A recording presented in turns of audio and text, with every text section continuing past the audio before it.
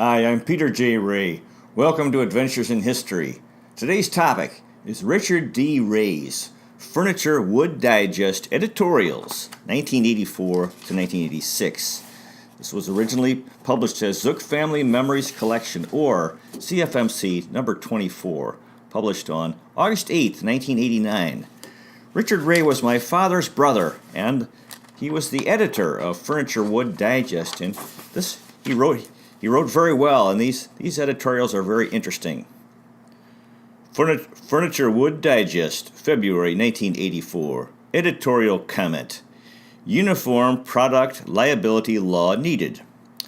Anyone who used to read the editorial page in Woodworking and Furniture Digest may recall that one of my favorite subjects to sound off on once or twice a year was product liability. Product liability refers to the legal situation that can develop whenever a person is injured, and there is some kind of product involved in the way the injury happened. There are plenty of times when defective products do cause injuries, and the injured persons do have legitimate claims against the product manufacturer. No right-thinking person would argue that such persons should be denied fair compensation. But there are a great many other injuries where no logical or reasonable basis for claims exist, yet people are winning inflated court awards for them. Misuse of a product is a frequent cause of this kind of injury. A couple of years ago, for example, two men managed to stuff their wet, hot air balloon into a commercial laundry dryer. The dryer blew up, and the men collected $300,000 in damages from the company that made the dryer. The reason preposterous cases like that are able to reach court in the first place, not to mention the judgment for the plaintiffs, is the confusion that exists today in state laws pertaining to product liability.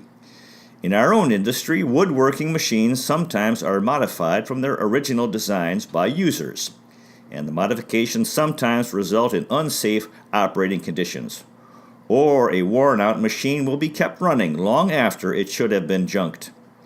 If injuries occur, there is a good chance under our present legal structure the original machine manufacturer can be sued successfully for damages. So much injury litigation is going on that product liability insurance premiums have risen to unbelievable levels. In some instances, manufacturers have been forced out of business because they could not survive the financial burden imposed by the excessive premiums. The problem is not limited to just a few industries. It is affecting the entire economy. It is contributing to unemployment. It is putting a damper on new product development. And because the cost of court awards is passed on to the consumer, it is contributing to inflation and the ability of American manufacturers to compete with foreign imports. Now there is a ray of hope. Senator Robert Caston Jr. of Wisconsin has proposed a uniform product liability law that will preempt the quagmire of confusing state laws. It is the best chance we have for ending the product liability abuses that are perfectly legal under our present judicial system. In an exclusive interview, Senator Caston talks about his proposed law on page XX of this issue. I urge you to read it, and I also urge you to take positive action in favor of the law by writing your U.S. Senator and asking him to support the Caston proposal. Richard D. Ray. Furniture Wood Digest, March 1985. Editorial comment. A German View of Productivity. During a recent visit to a case goods manufacturing plant where several German woodworking machines are operating, I had the good fortune of meeting and talking with the managing director of the firm that made the machines. He was in the U.S. to see some practical applications of his company's technology. The German spoke of many things, and not everything he said was about machinery. He and I got into some other areas as well. For once, he had some good things to say about how the American trade press doesn't hesitate to give editorial coverage to European machinery. And he made a welcome comment about Furniture Wood Digest and the particular service it performs in telling readers about new product developments, both domestic and foreign. Then we got into a discussion of American versus German workers and the puzzling question of why productivity in the U.S. still lags behind most of the other major industrial nations. I pointed out that American productivity has been getting better, but admitted there is still plenty of room for improvement. I told them there are a variety of reasons cited by American economists to explain the problem, including the depressing effect of labor unions, a decline in technological innovation, and not enough capital investment in new plants and equipment. Ah, but perhaps there is something more fundamental, replied the managing director, that is holding down your productivity. In Germany, for example, we have apprentice programs in all the trades. When a person completes an apprenticeship, it means the person has mastered the skills of the trade. The person becomes a skilled worker and is proud of it. Factory workers in Germany are respected members of their communities. They are proud of their skills. They are proud of their work, and they are proud of their role in society. They are the very heart of the German economy, and they know it. I think it is unfortunate that apprentice programs have never developed in the U.S. the way they have in Germany. Something also that I don't understand about the U.S. is the preoccupation so many of your managers have with psychological management systems. It almost seems they are more interested in motivating workers just to work harder than they are in teaching them how to work correctly in the first place. In Germany, our first priority is to learn a job as well as it is possible to learn it. Then we get on with actually doing the job as skillfully and efficiently as possible. Sometimes we philosophize later on how a job was done, but first we do the job. Richard D. Ray. Furniture Wood Digest, June 1985, editorial comment. Coping with job boredom.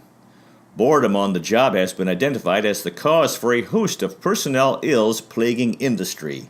High absenteeism, excessive employee turnover, the disdain that some young employees feel for routine or repetitive work, and widespread employee indifference to quality. There are other problems too, but these are the worst offenders. Perhaps most alarming of all is the growing evidence that the slipshod attitude usually blamed on the young is shared by older employees as well. The entire predicament, commonly called the blue-collar blues, has been the subject of countless industrial conferences and seminars. To solve the problem, management consultants have come up with so many solutions that sometimes there seem to be more answers than questions. Job enrichment programs, participative management, better manufacturing techniques, improved communications, incentive plans, and restructuring the organization are some of the more popular remedies, to name just a few. Some solutions seem to be more effective than others, but it is not my purpose here to offer any comment on the relative merits of one course of action over another, as a means to better employee morale. I would like, however, to tell you about a personnel situation that I ran across at an old line case goods manufacturer when the firm moved from an old factory to a brand new building. The old facility was a complex of ancient buildings. Material handling was the usual nightmare of inefficiency associated with such a layout. Inventory control was little better than a daily guessing game, and production workers were isolated from each other in a maze of individual rooms. The problem, as management saw it, was the older employees had become set in their ways and would resist moving to the new plant where working conditions would be drastically different. When the new plant, all on one floor and under one roof, was ready, the employees simply were switched from the old to the new without any fuss and without job counseling. Within 1 month, the new plant was operating at near capacity, and the bottom line for the first month's operation showed a profit. Productivity was up and quality control improved. Worker morale didn't suffer, as expected. In fact, it never seemed better. The physical plant improvement, material flow, and layout had been planned, but the welcome improvement in employee attitude was not expected. So the plant manager ran a survey and asked a random 24 employees how come the change for the better. They all said the same thing.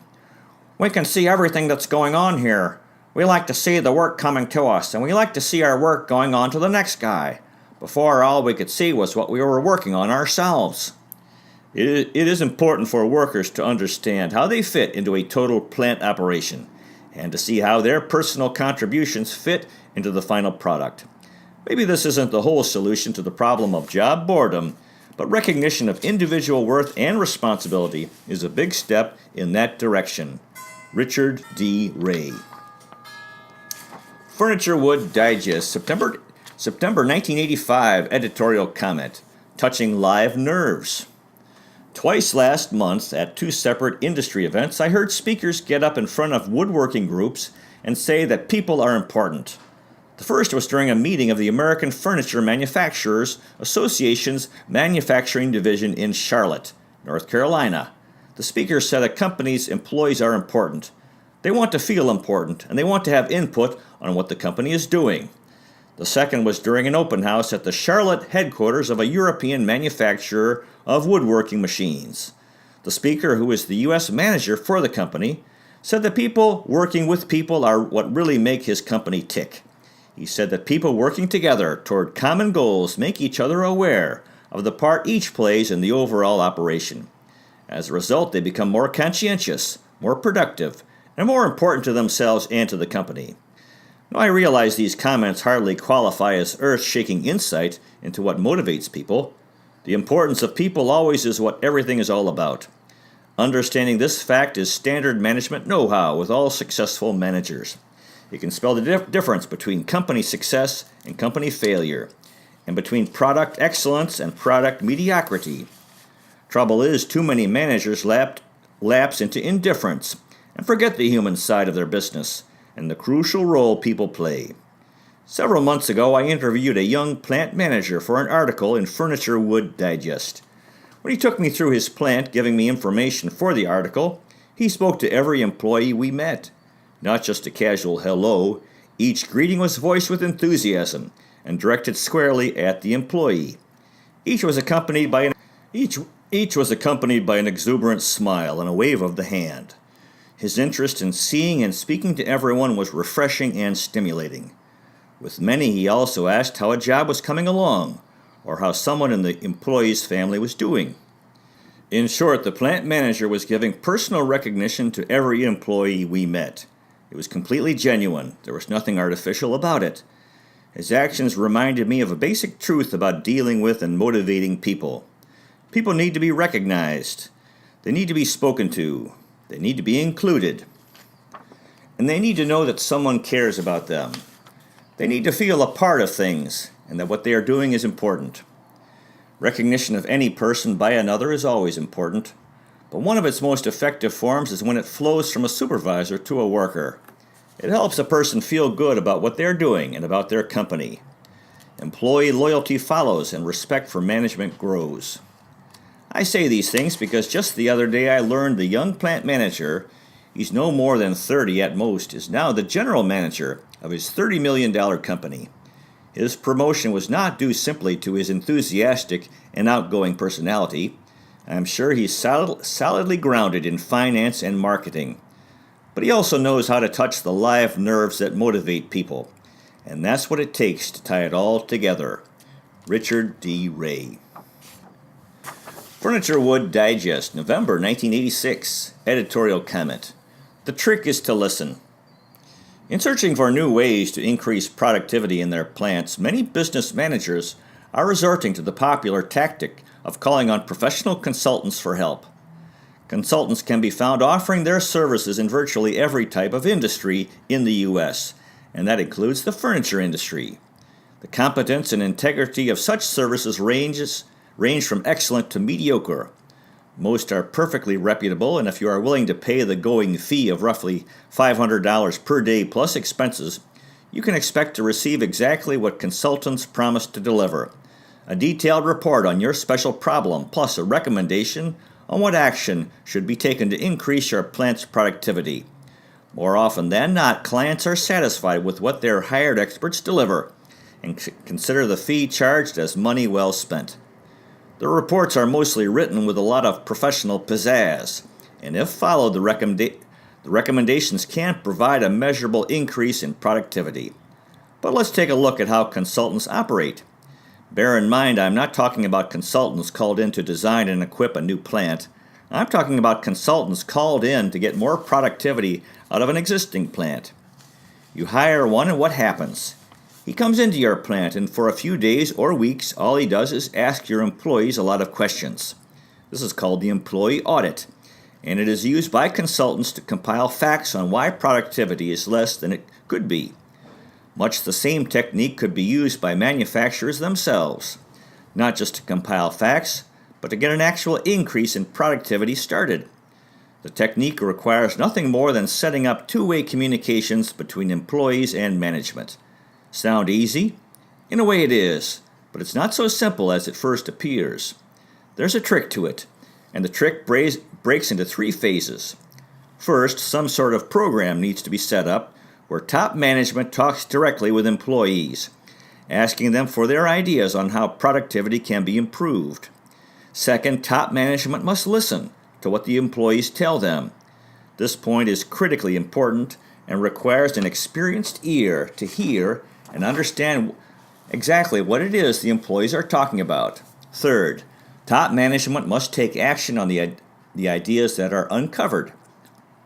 Too often a company will depend on the industrial relations manager or a line supervisor as the go-between in employee communications. These people are on management's side. But when it comes to something like an employee audit aimed at improving productivity, they easily might miss the target. The problem is they tend to report only what they like to report or what they think is important. Consequently, some of the best ideas of employees never reach the right ears. Richard D. Ray. Well, that concludes today's presentation. Richard D. Ray's Furniture Wood Digest Editorials, 1984 to 1986. Good luck with you with your own efforts in family history if this interests you. Finding, preserving, and sharing old letters, diaries, photographs, and other written matter, and sharing them, and interviewing elderly relatives while they're alive. Thank you so much for watching. God bless you. Take care, and I'll see you next time.